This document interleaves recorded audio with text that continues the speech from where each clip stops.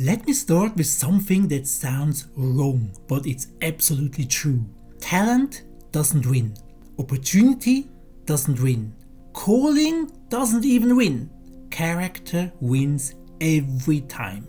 You can be gifted and still crash.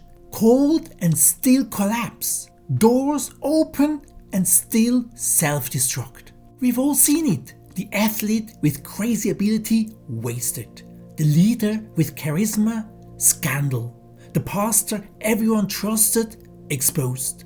The Christian with passion, compromise. Not because God failed them. Not because the calling wasn't real. No.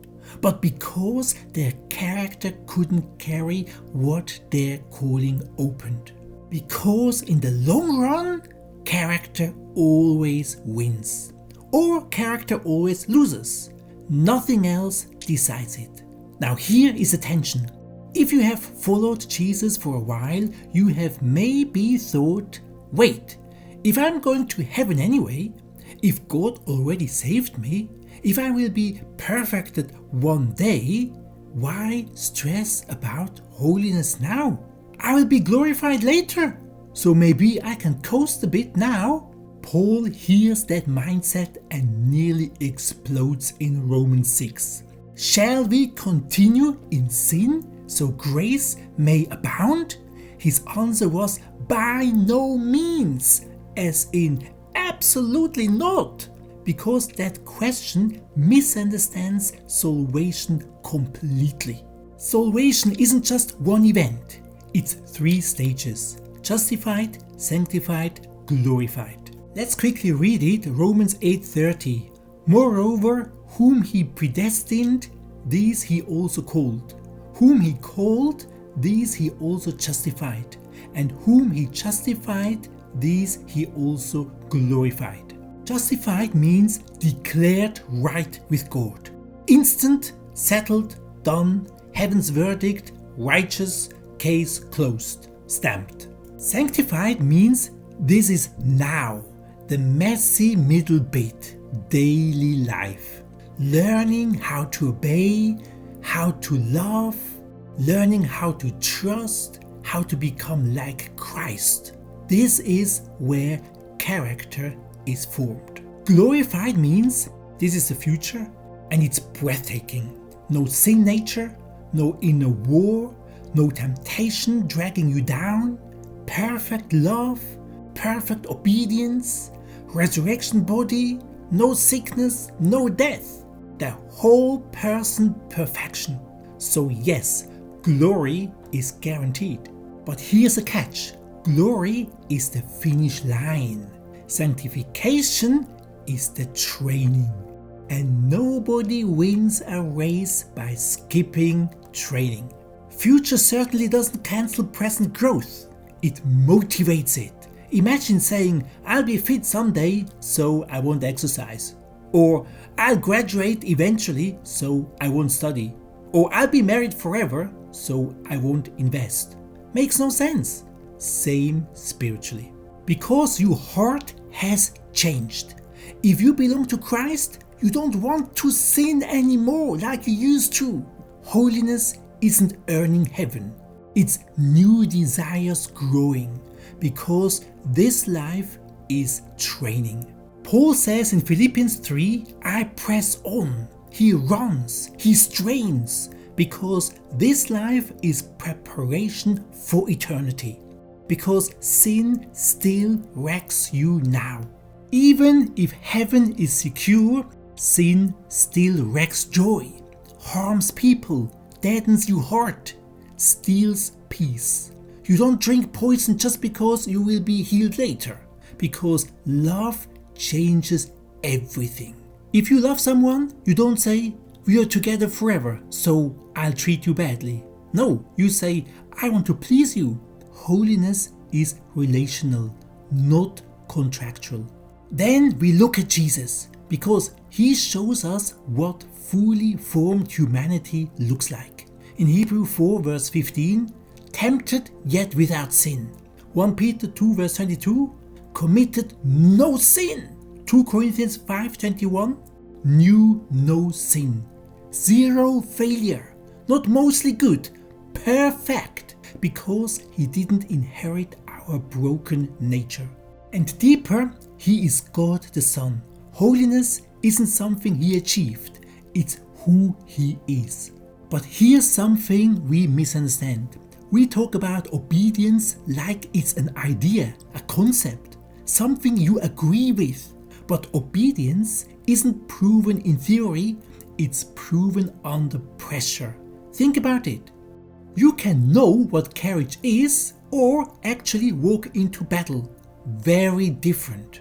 You can know what obedience is or obey when it costs you everything. Knowledge is cheap. Obedience is expensive. So when Hebrews says Jesus learned obedience, it doesn't mean he improved morally. It means his obedience moved from obedience in theory to obedience under suffering, hunger, rejection, betrayal, injustice, the cross. Not classroom obedience, battlefield obedience. Think of a soldier, perfectly loyal, completely committed, but you don't really see that loyalty until bullets start to fly. The battlefield doesn't create loyalty, it reveals it, it proves it, it expresses it. Same with Jesus. Suffering didn't make him obedient, it showed that he already was. Character isn't created in crisis, it's revealed in crisis. If you ask if Jesus couldn't sin, were the temptations even real? Here's the thing. His temptations were harder than ours, not easier, because we give in early. Pressure builds, then we quit, and the pressure stops. It's over. But Jesus never gave in, not once. So the pressure never stopped. It kept increasing all the way to the cross. It's like lifting weights. We tap out at, let's say, at 50 kilos. Jesus carried 500 kilos and never dropped it. So he didn't experience less temptation, he experienced more, far more. Which means he doesn't just understand your struggle, he understands it better than you. And yet he never broke. He was rock solid, unshakable, perfect in character. Then Jesus says something that sounds impossible in Matthew 5:48. Be perfect. Perfect? Like God? But here's the key. The word Jesus uses is the Greek word teleos. Not flawless, not never failing. Teleos means mature, whole, fully formed, brought to its intended goal. Not never cracked, but fully grown. So Jesus isn't saying never mess up again. He is saying stop living half-hearted. In the context, he's talking about love. Love your enemies. Pray for those who hurt you. Love like the Father loves. Grow up spiritually. Become steady. Become complete. Become like your Father. Think finished rather than never made a mistake. For example, a perfect apple. Not a mathematically flawless apple. Just ripe, healthy, fully grown. What an apple is meant to be. That's teleos. On earth, we are not sinless, but we can be formed. Not perfect, but progressing. And that daily growth, that's sanctification. That's character being built. Now let's get really practical, because this is where we usually overcomplicate things. We think character must come from some huge spiritual breakthrough, some dramatic altar moment, some lightning bolt experience. But that's almost never how God works. Character is not microwaved, it's slow cooked. It's not built in big moments. It's built in small ones. God doesn't usually form you in the spotlight. He forms you in the ordinary. Tuesday afternoons, conversations, private decisions no one else sees. Because character isn't forged in hype, it's forged in habits. Think about it. Nobody becomes strong by one heroic lift at the gym. Nobody walks in, lifts 200 kilo once and walks out ripped. Strength comes from reps. Small weight over and over and over again, day after day. Slow, boring, unimpressive, but consistent. And suddenly, months later, you are strong. Spiritually, it's exactly the same. Character grows in reps. Every small yes to God is a rep. Every quiet act of obedience is a rep.